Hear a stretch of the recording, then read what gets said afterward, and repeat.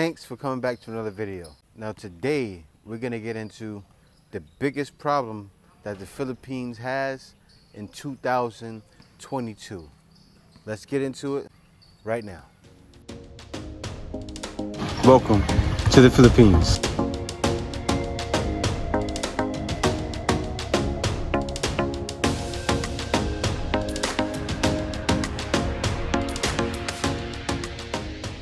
Guys, I'm not talking about anything that has to do with immigration, because of course you guys already know that's not the Philippines problem now. The Philippines is open. A lot of you guys are here, and I can't wait to interview some of you guys to see what your experiences were when you came over here. But it's not about that, okay? Right now, it's pretty much the endemic in the Philippines. That's not an issue. The Philippines doesn't have to worry about that. The Philippines is going to see a lot of money from the opening, right, guys? But there's one thing that the Philippines needs to worry about. Actually, it's not just the Philippines. It's a lot of countries in the world. Biggest problem the Philippines has right now is inflation. Guys, the whole world has to worry about inflation. But it's going to hit the Philippines too. And it's already hitting, you know. You can see many different articles around talking about the ways it's impacting from inflation. Then there's just happened out in Russia and Ukraine and everything. You know, with that there alone, the whole world is gonna feel it. The Philippines as well. The Philippines is not extinct from all these problems, so it's definitely gonna feel it. Let's get ready to that more. This is from Benjamin Dioko. He's a Filipino economist. He works for a Philippines bank out here in the Philippines. He said he believes the economy will return to pre-pandemic levels by mid-2022. So he expects that the economy will be back where it was in the middle of by the middle of next year or even earlier. And the Philippines is one of Southeast Asia's worst affected by the coronavirus. And also, the Yokno said, like many other countries, as they emerge from the pandemic, price rises will be a challenge for the Philippines. And even as he sees the economy recovering in the months ahead. Now, right now, inflation is elevated because of food prices, and that's a result of the recent weather disturbances, also partly because of the international price of crude oil, which of course has affected the whole world. And that's even gotten worse in the past, within 4 days ago, since everything is happening out in Russia and Ukraine. You know, the tensions out there, the prices are only going to go up. So he says, I think we'll be over this pandemic by the first quarter of next year, given our ramp up in the vaccination program, he added. And then it says also, looking ahead, which is this year's presidential election, he said that the most important issue at the time for the Philippines economy will be inflation and unemployment. Now, the Philippines, of course, has seen a lot of unemployment. The Philippines is a very young country, meaning the median age is 25. So the government should continue to focus on investment in human capital, Diokno said. Now, take a while to recover. I mean, guys, every country is, whether it's the US, whether it's, no matter where you're from or no matter where you're at or whatever country you're in, it's going to experience changes. So now, as far as everything happening a couple of days ago, the economists warned that prices of goods in the Philippines rise to unforeseen levels. They will rise to 2022, and it's just worse with the tensions between Russia and Ukraine. And that's sent oil prices up. Right now, oil prices are 100 per barrel in some markets, and that's due to the conflict that's happening. So Russia is a major oil producer, as everyone knows, and among the biggest suppliers of natural gas for Europe. So the BSP, which is the same one that Diokno owns, has identified 110 per barrel as a potential tipping point. So the BSP earlier raised its inflation forecast for 2022 to 3.7 from 3.4 before tensions escalated. Now, higher energy prices may further cause a domino effect and put depreciation pressure on the Philippine peso. And he said he expected this hike by the end of the second quarter, but should this Russia and Ukraine conflict devolve further, we could see the ghost of 2008 come back to haunt us, he said. So a protracted period of elevated energy prices will definitely filter through to higher imported energy inflation, with the double whammy of fomenting peso, depreciation pressure as firms needs more dollars to cover pricier oil. And that's the thing, guys. everything. Like say, I even notice, you know, when I'm in the store, it's not much yet, but it's going to increase a lot more. Like for instance, I like to get certain products from the U.S.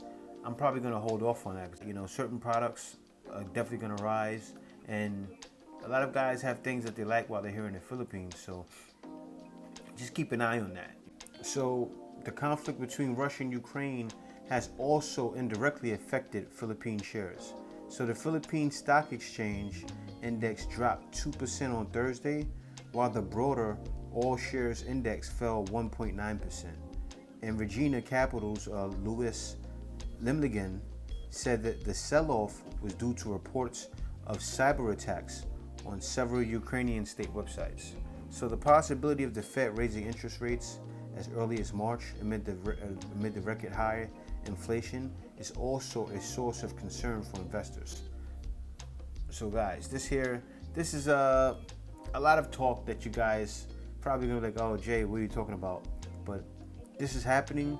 This is gonna be the Philippines' only danger. As far as everything else, everything is fine. The Philippines is at a good place right now. But for it to really see a further income boost, that's gonna be hard. It's gonna be harder on Filipinos. It's gonna be harder on people all around the world. So that's the only problem we have to worry about. But it's a worldwide problem. It's not just the Philippines problem.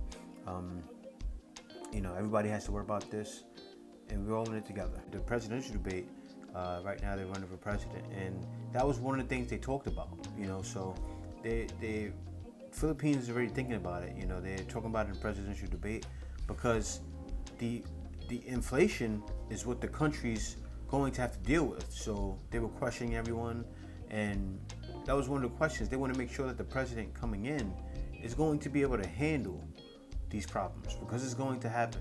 And money is a major issue. Of course, the Philippines lost a ton of money over the pandemic. They're trying to recoup that money. And they just want to make sure, you know, the president coming in is going to make the right decisions. The Philippines government is aware, and they're definitely paying a lot of attention. They have a lot of guys out here, you know, playing back and forth. And Diokno is a major guy out here. He's an economist. He discussed these things all the time, and it's actually reported by him as well. I got this information from 2 different articles from Diokno, and he reports on this stuff all the time. So he's a trusted source, and I see it happening. I mean, you can see it happening around the world. Why would it not hit the Philippines, right? So that's what the Philippines is facing, and to me, really, it's not a big deal. I'd rather be here than other places when it comes to problems. I'll tell you why. In the Philippines is used to hardship. So when it all comes down to a life and death situation because of craziness around the world, I'd rather be in a place where people are used to hardships, where people don't so crazy over not having, okay? Because I know in the West where I'm from, I'm not trying to play people in the West. I'm not trying to bash anyone in the West. It's just true. We're stubborn. We want things how we want it, and we don't get things how we want it. All hell breaks loose. That's the problem. Nothing major, okay? This is nothing major. You don't have to worry. The Philippines, going to shut down, or Philippines is not worried about any new cases, like a new rise in cases or anything like that. The cases are actually extremely low. All right, we're at an endemic. It's just that inflation is affecting the world, guys. You already know where you're coming from. A lot of you guys are coming from the States, and it's a big issue there, okay? It's a big issue in China. It's a big issue in Japan. It's pretty much the whole world. So that's a world problem right now. Guys, we're gonna feel the changes. The thing though is that the dollar, the Philippine to the dollar rate is still decent, fluctuates as well. Things you need to look out for on a regular basis. When I first came here, I remember the dollar was at around 45. It was extremely low. And then it went up to 50 when I was here. So I remember when I came, I was actually making money online, and I was like, wait a minute. When my money's transferred over here, it's like nothing. But I was cool with it, I accepted it. But guys, this is one of those things as well. We all gonna have to accept this. And we have to live with this. I mean, we're at a day and age where these are the days where tragic things are gonna happen. So let's prepare for even more tragic things to happen, because this is not the end. The only good thing is that the Philippines is open, so welcome to the Philippines. Also guys, on a positive note, a lot of guys say, hey Jay, you should have just paid the 3,600 pesos. I didn't. Waited till this week. I went in today, I paid only 310 pesos.